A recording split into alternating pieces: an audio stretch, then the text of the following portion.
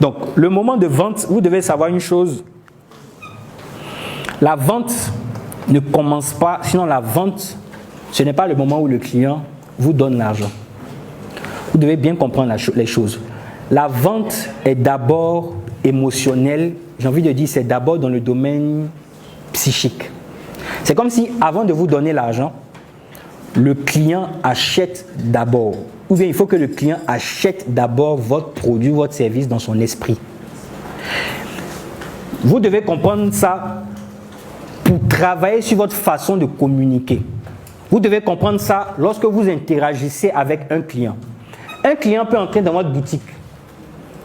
Juste parce que vous n'avez pas bien souri, il n'aura pas envie de faire un achat. Un client peut entrer dans votre boutique. Les produits même ne vont pas trop l'intéresser.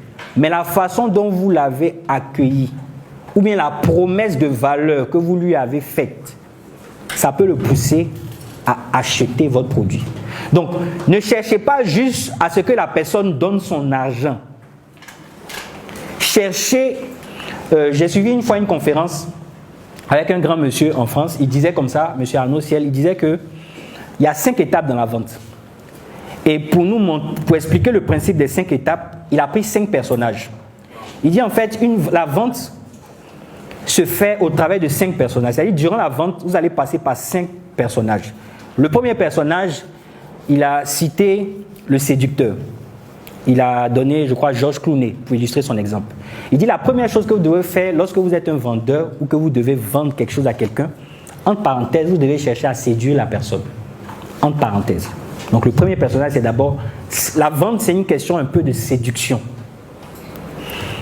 La deuxième chose, il a pris aussi l'exemple d'un avocat. Vos commerciaux ou vous-même ou vos employés doivent être à même de plaider ou de défendre. C'est un peu ça en fait. Lorsque vous partez au tribunal, l'autre avocat, la partie adverse. Donc vous devez apprendre à avoir des arguments pour pouvoir convaincre la personne d'acheter votre produit. La troisième personne, je pense qu'il avait cité, il a dit c'est un peu comme le papa ou la maman. Arrivé à un certain moment, les clients ont besoin de se sentir rassurés. C'est-à-dire avant de passer à l'action. Il y a un moment où vous devez arriver à lui trouver des mots qui vont le rassurer. Vous n'avez pas remarqué que souvent, vous partez acheter quelque chose et quand vous finissez d'acheter la chose, vous avez comme un sentiment de tristesse. Vous dites, est-ce que j'ai bien fait d'acheter? Est-ce que c'était un bon deal? Vous n'avez pas remarqué ça? C'est psychologique en fait. Donc arrivé à un certain moment, vous devez un peu, comme le papa et la maman, c'est comme si rassurer le client pour dire non, c'est une bonne affaire. Achetez ce DVD, ça vous fait du bien. Franchement, les retours qu'on a, les personnes. Donc vous devez apprendre à jouer ce rôle pendant un petit instant du papa et de la maman pour pouvoir pousser la personne au stade supplémentaire. Le stade supplémentaire, vous devez jouer un peu le rôle du médecin. Il dit en général, le médecin, en fait, de même que le papa et la maman, il est un peu rassurant, le médecin, en fait, il joue un peu le rôle, en fait, un peu cash. Et il disait comme ça, en général, un médecin, il ne vous donne pas trop le choix. C'est-à-dire, quand tu viens voir un médecin, tu dis, voilà, j'ai mal à la tête, j'ai mal au ventre, il donne un diagnostic. Imagine un médecin, vous venez le voir et puis il dit, ah, ce que vous me racontez là, je ne sais pas si c'est grippe, si c'est angine, ça ressemble aussi un peu à corona, peut-être que ça peut être tuberculose. Vous voyez, le médecin, on n'attend pas ça de lui. On attend du médecin qu'il soit, c'est-à-dire qu'il donne des directions, qu'il donne une sorte de posologie, qu'il donne les instructions.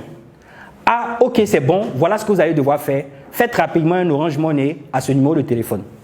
C'est comme si vous ne laissez pratiquement plus la place au doute. Vous devez être capable de lui dire ce qu'il doit faire pour conclure la vente.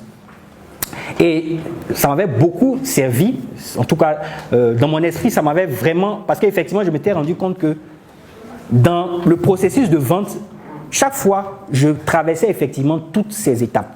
Donc je referme la parenthèse pour que vous compreniez que la vente, ce n'est pas le moment où la personne donne l'argent. La vente commence après ça. Et souvent je vais plus loin, je dis aux gens que la vente commence même lorsque la personne vous a donné de l'argent.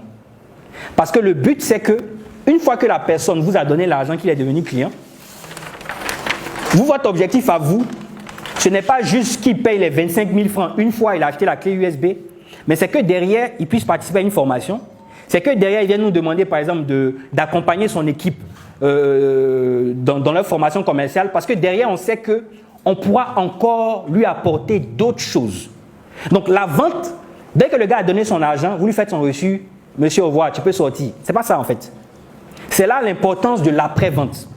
Et ça manque à beaucoup d'entrepreneurs, même dans leur stratégie. C'est-à-dire, pour eux, une fois que la femme, elle a acheté, bon, si je parle encore, ils vont dire non, j'aime la lingerie. Une fois que la femme, elle a acheté son arachide, quelle pâte? Si elle a pris pour faire sauce, elle a pris pour faire biscuit, elle a pris, c'est son problème. Non. Lorsqu'elle a acheté la pâte d'arachide, vous devez vous poser la question, comment est-ce que je fais après pour interagir avec elle? Ah, madame, comment est-ce que vous avez trouvé la pâte d'arachide? Ah, j'ai trouvé ça bien. Ou bien, je n'ai pas encore cuisiné. Ok, le jour où vous allez cuisiner, faites-moi un retour. Apprenez l'importance du service après-vente. L'Occident comprend ces choses.